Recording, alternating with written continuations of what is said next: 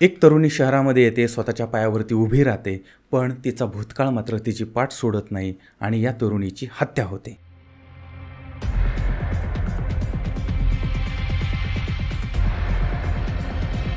ही घटना घडली पुण्यामध्ये. तीच घटना आज आपल्याला बघायची आहे. तर निपाणी तालुका आहे, त्या ठिकाणचं मत्तीवडे हा गाव आहे आणि त्या गावामध्ये राहणारी ज्योती नवनाथ केसरकर नावाची एक 29 वर्षाची तरुणी आहे. त्या तरुणीचं लग्न झालेलं आहे, म्हणजे गावातच तिची एक मैत्रीण आहे, तिचंसुद्धा लग्न झालेलं होतं. लग्नानंतर दोन्ही मैत्रिणींचा काही काळ सुखाने संसार चाललेला होता. मात्र कौटुंबिक कारणामुळे ज्योतीचा पती जो आहे तो पत्नीला त्रास देत होता आणि हळूहळू हा त्रास वाढत होता, वाद वाढत होता, भांडणं वाढत होती आणि त्यानंतर यांचा संसार संपुष्टात आला किंवा ती पतीपासून विभक्त राहायला लागली होती. त्याचबरोबर त्या मैत्रिणीची सुद्धा अवस्था अशीच होती, पतीपासून ते विभक्त होते आणि त्यानंतर मग त्या ज्योतीची मैत्रीण जी आहे ती मैत्रीण पुण्याला नोकरीनिमित्त निघून गेली आणि ती त्या ठिकाणी काम करायला लागलेली होती. आता आपली मैत्रीण पुण्याला गेली आणि ती काम करते हे पाहिल्यानंतर मग ज्योतीनं सुद्धा विचार केला की आपण सुद्धा पुण्याला जाऊ, त्या 4 पैसे मिळतील, घरची परिस्थिती सुधारेल आणि म्हणून ती पुण्याला आलेली आहे. पुण्यामधलं पिंपरी चिंचवड आहे, त्या ठिकाणचं वाल्हेकरवाडी आहे, त्या ठिकाणचं म्हणजे चिंचवड या भागातली वाल्हेकरवाडी. तर या भागामध्ये एक हॉटेल आहे, तर त्या हॉटेलमध्ये ते काम पण करत होते आणि त्याच ठिकाणी ते त्या हॉटेलच्या रूममध्ये राहत होते. दोघी आनंदाने काम करत होत्या, आनंदाने जीवन जगत होत्या आणि एकमेकींना त्या आधार होत्या आणि घरचे पण निश्चिंत होते, कारण त्या एकमेकांसाठी म्हणजे एकमेकांना समजून घेत होत्या आणि एकत्र राहत होत्या.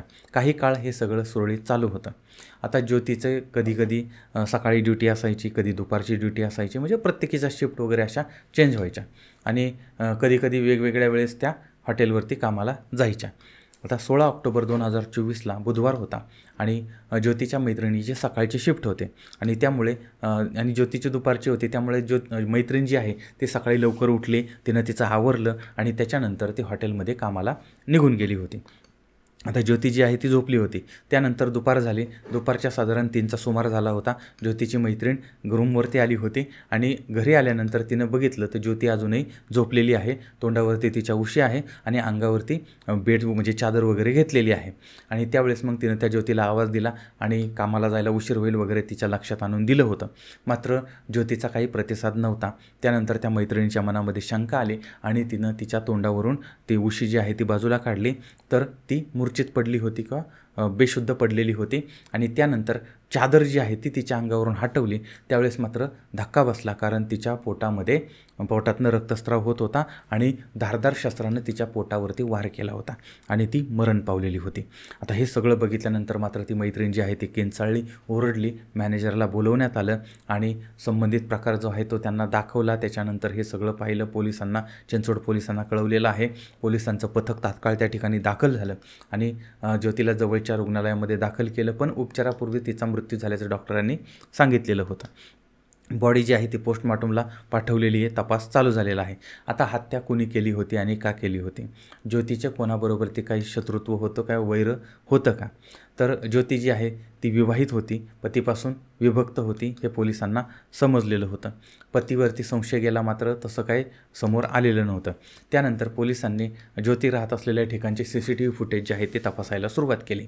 आता या CCTV फुटेज तपासामध्ये एक संशयित तरुण जो आहे तो सकाळी ज्योतीला भेटायला आलेला होता. साधारण 10च्या आसपास तो आला असेल आणि काही वेळ तो तिथं थांबला आणि त्यानंतर तो निघून गेला आणि त्यामुळे पोलिसांचा संशय त्या तरुणावरती होता. हा तरुण कोण आहे आणि त्याचा आणि ज्योतीचा काय संबंध होता?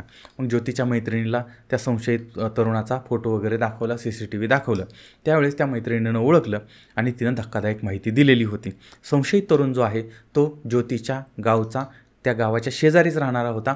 त्याचं नाव आहे साहिल. 17 ऑक्टोबर 2024ला गुरुवारी पोलिसांनी एक पथक साहिलच्या शोधामध्ये पाठवलं आणि त्याला संध्याकाळपर्यंत ताब्यात घेतलेलं होतं. आता त्याच्याकडे चौकशी सुरू केली. सुरुवातीला त्यानं उडवाउडीची उत्तरं दिली. त्यानंतर मग ज्योतीच्या मैत्रिणीनं साहिलबद्दलची जी माहिती दिली होती ती पोलिसांनाही माहिती होती. पतीच्यापासून विभक्त झाल्यानंतर ही त्याच्याबरोबर तिची जवळीक निर्माण झाली होती ज्योतीची आणि तो तिला भेटायला यायचा आणि त्यामुळे पोलिसांचा संशय जो आहे तो साहिलवरती बळावला होता. त्याला पोलिसी खाक्या दाखवला आणि त्यानंतर त्यानंच ज्योतीची हत्या केल्याचं समोर आलेलं होतं किंवा त्यानं कबूल केलं होतं. पण हे सगळं त्यानं का केलं होतं? तर गावाच्या शेजारी राहणारा होता, त्यांची ओळख होते, मैत्री होते, भेटीगाठी होतात, बोलीचाली होतात, त्यानंतर त्यांच्यामधले प्रेमसंबंध निर्माण होतात. आता याच काळामध्ये ज्योती जी आहे ती पुण्यामध्ये कामानिमित्त येते आणि साहिलसुद्धा तिला भेटण्यासाठी वगैरे चिंचवडला यायचा. नंतर तो परत त्या गावाकडे निघून जायचा. हे सगळं व्यवस्थित चाललेलं होतं. पण पाठीमागच्या 1.5-2 महिन्यापासून किंवा काही काळापासून ज्योती आणि साहिल यांच्यामध्ये कडाक्याचं भांडण झालेलं होतं. चारित्र्याचा संशय किंवा इतर काही विषय होते की ज्यामुळे तो वाद वाढत चाललेला होता आणि बोलणंसुद्धा यांचं कमी झालेलं होतं.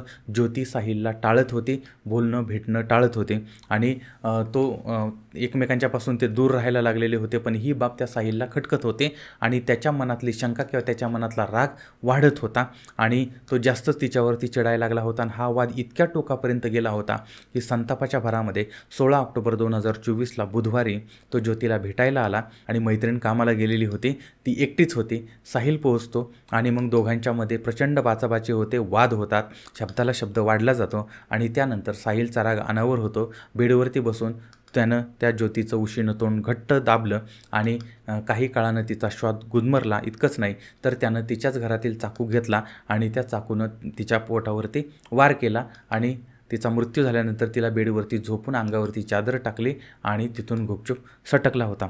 मात्र येताना आणि जाताना CCTVमध्ये तो कैद झालेला होता, कॅमेऱ्यात कैद झालेला होता आणि नंतर त्याचा भांडाफोड झाला होता. त्यानंतर दुपारी ती मैत्रिणी येते आणि हत्येची बाब समोर येते.